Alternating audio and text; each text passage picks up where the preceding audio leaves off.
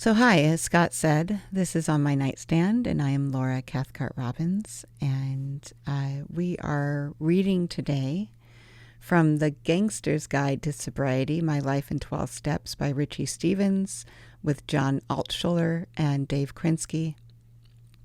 And this is a book written by John and Dave, told to them by Richie Stephens. And I'll read you a little bit about Richie. Richie is an only one in the room guest, fantastic guest. We're so excited about him. So Richie Stephens is an actor who often plays hardened gangsters and criminals. This is easy for him because he was a drug trafficker, kidnapper, drug addict, alcoholic, all-around criminal himself. His life twisted and turned in harrowing self-destructive adventures that took him from his native Ireland to San Francisco, Australia, and finally Los Angeles. This is that life, and I'm reading from the chapter called Step 1. And right now where we are in the story is Richie has moved from Ireland to San Francisco. He's married, and he has a girlfriend, and he's a coke dealer. He's talking about the friction in his life between him and his wife. The friction between us hit a new high, and then I got some news that really shook me up. My girlfriend had been raped by someone she was seeing on the side. I took that news badly, and things began unraveling quickly. It all boiled down to drunk logic, that's in quotes, or drug logic. The problem was not that my marriage was damaged to the point that I had a girlfriend. The problem was that her honor had been violated. Plus, he must have known that she was with me. At the least, my girlfriend telling me meant I needed to take some action or risk looking like a pussy. If you're a criminal and someone hurts somebody close to you, the only course of action is to be the judge, jury, and executioner. In my confused state, there was only one path of action. Kill the fucker. I went about planning the hit, but it was not as easy to kill someone as people think, even for a criminal such as myself. First, I had to find the right guy. One of my customers was a private detective called John. He loved his cocaine, and he loved to be peed on by hookers, but he was good at finding people. I explained the situation to him, and he located the guy. Now, I had the guy's picture and an address. I just needed someone to kill him.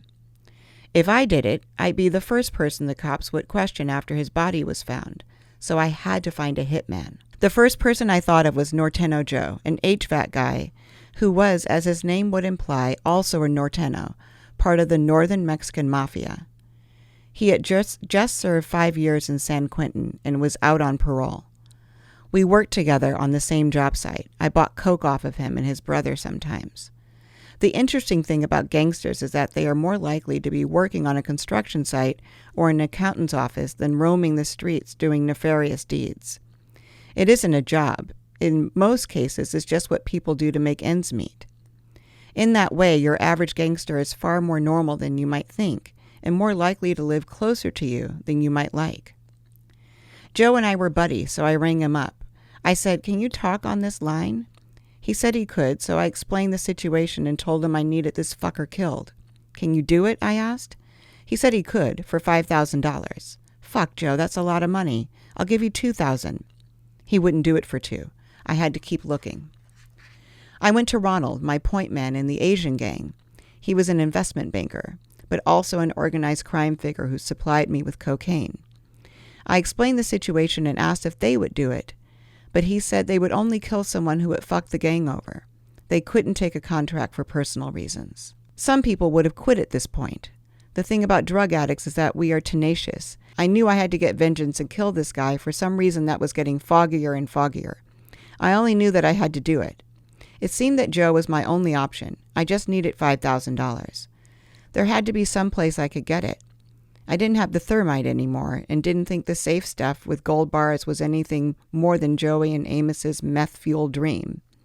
How could I get the money? I needed a drink to sort this out, and that gave me an idea.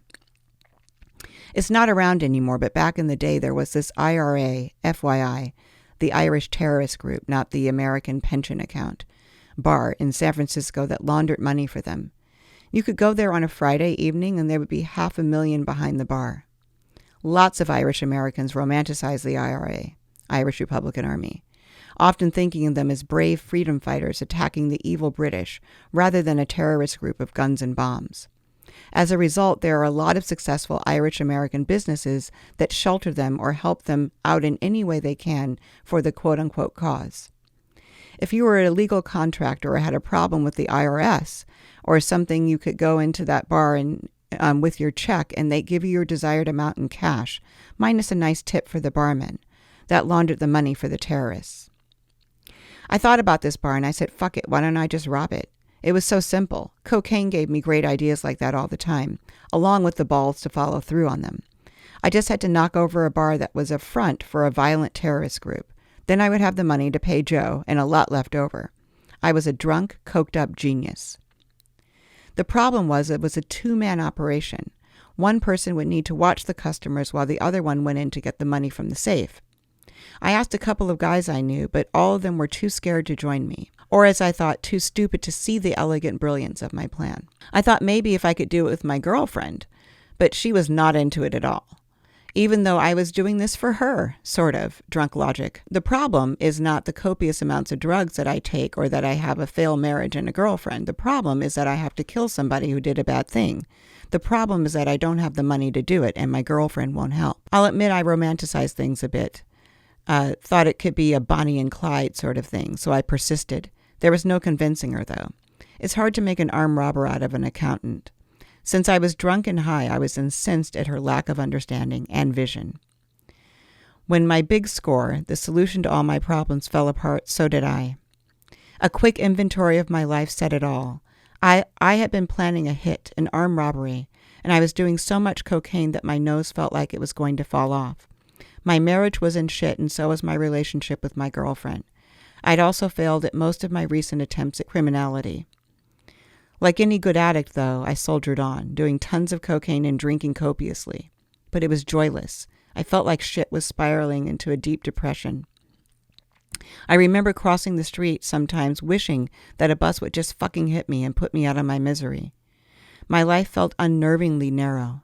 Suicidal thoughts became more frequent and more vivid, to the point where I knew I needed a break from all the cocaine and alcohol.